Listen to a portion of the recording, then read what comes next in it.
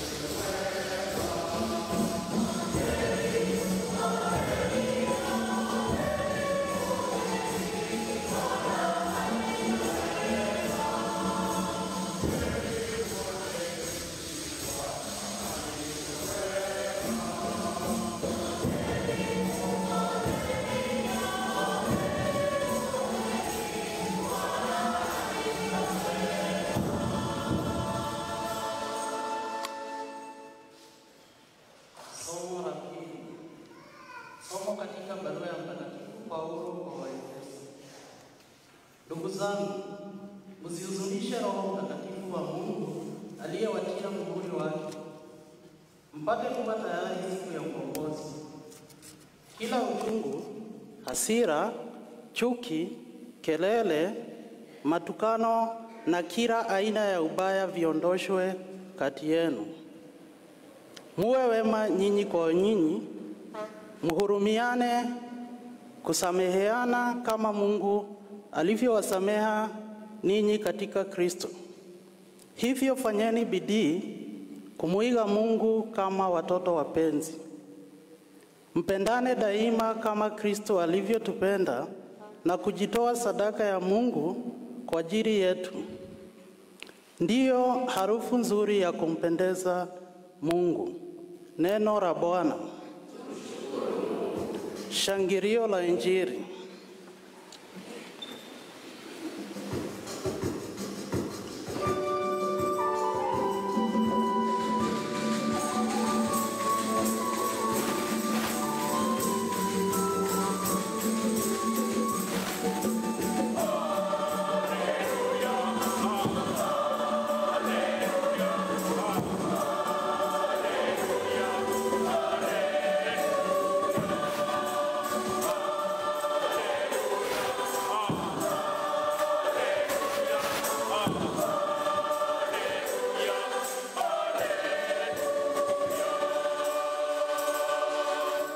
Haleluya, haleluya.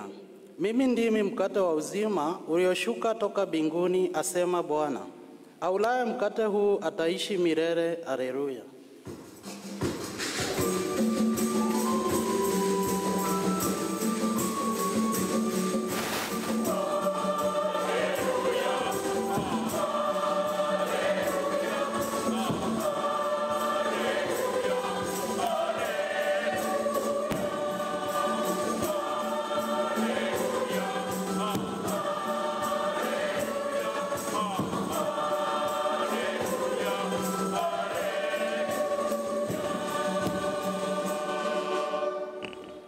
Bwana awe nanyi. Somo la Injili takatifu ilivyoandikwa na Yohane. Wakati ule Wayahudi walimnungunikia Yesu kwa sababu alisema, mimi ni mkate ulioshuka toka mbinguni. Wakasema, je, huyu si Yesu mwana wa Yosefu? Twamjua baba yake na mama yake. Awezaje kusema nimeshuka toka mbinguni? Yesu akajibu akawaambia, msinungunike ninyi kwa ninyi.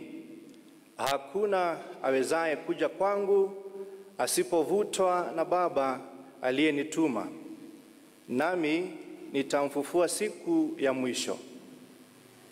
Imeandikwa katika vitabu vya manabii, wote watafundishwa na Mungu. Kila amsikiaye Baba na kujifunza kwake anakuja kwangu. Si kwamba mtu amemwona Baba, ila yeye atokaye kwa Mungu, huyu ndiye aliyemwona Baba. Amin, amin, nawaambieni, anayenisadiki anao uzima wa milele. Mimi ndimi mkate wa uzima. Baba zenu walikula mana jangwani, lakini wakafa. Huu ndio mkate utokao mbinguni, ili mtu aulaye asife. Mimi ndimi mkate wa uzima ulioshuka toka mbinguni. Aulaye mkate huu ataishi milele, na mkate nitakaotoa mimi ni mwili wangu kwa ajili ya uzima wa ulimwengu. Injili ya Bwana.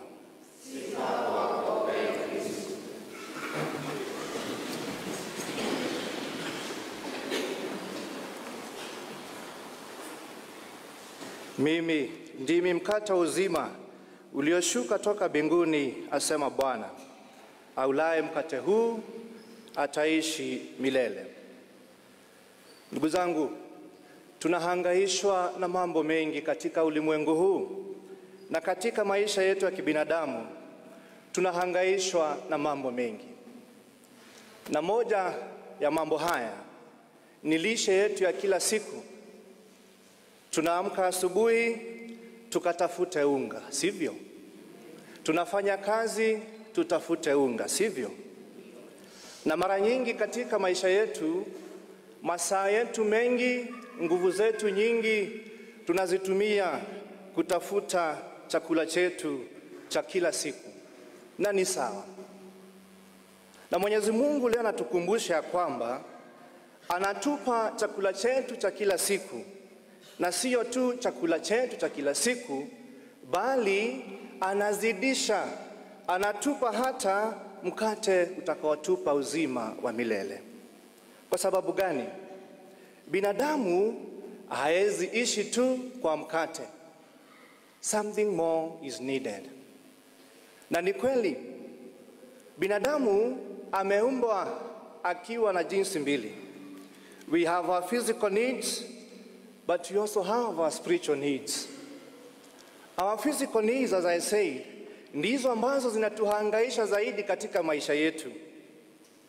Na ndiposa Jumapili iliyopita Kristo aliwakumbusha watu, baada ya kuwalisha wanaume 5,000 kwa mikate mingapi?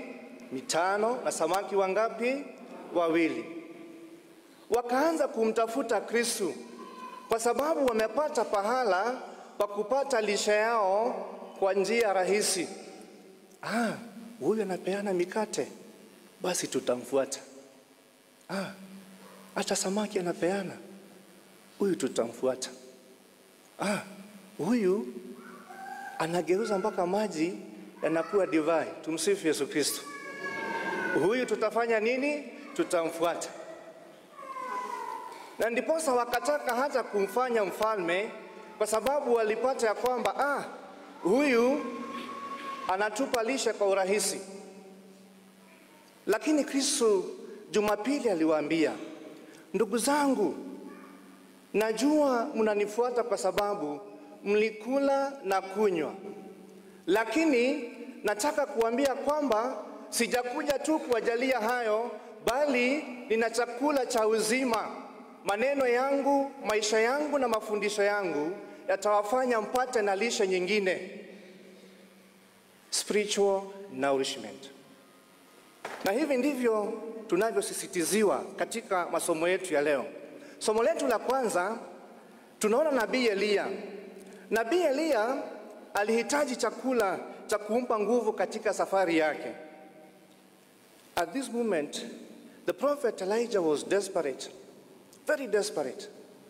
As sometimes we can be desperate. Nabii Elia, tukio hili la somo letu leo la kwanza, ilikuwa baada ya the contest at the Mount of Carmel. Na tunajua vile ilivyoendelea.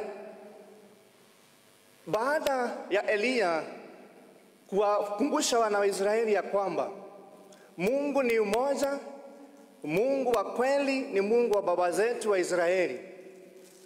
Tunajua Jezebel hakufurahishwa na hayo. Na hasa kwa sababu nabii Eliya alipelekea kuuliwa kwa manabii 400 wa Jezebel. Aliwafundisha watu ukweli kuhusu Mungu. Lakini kama tujuavyo, ulimwengu pia hutaki ukweli. Nabii Eliya sasa anatoroka kwa sababu Jezebel alisema, umeangamiza manabii wangu na mimi nitaangamiza manabii wote wa Mungu. Nabii Eliya anatorokea jangwani. He is on his way to Mount Sinai. Na hapa anahitaji chakula cha kawaida na anahitaji pia chakula cha kiroho ili awezane na safari yake. Na ndiposa amefika kikomo cha maisha yake mpaka anasema, angalau nife. Natamani nife. Sasa yatosha, Bwana.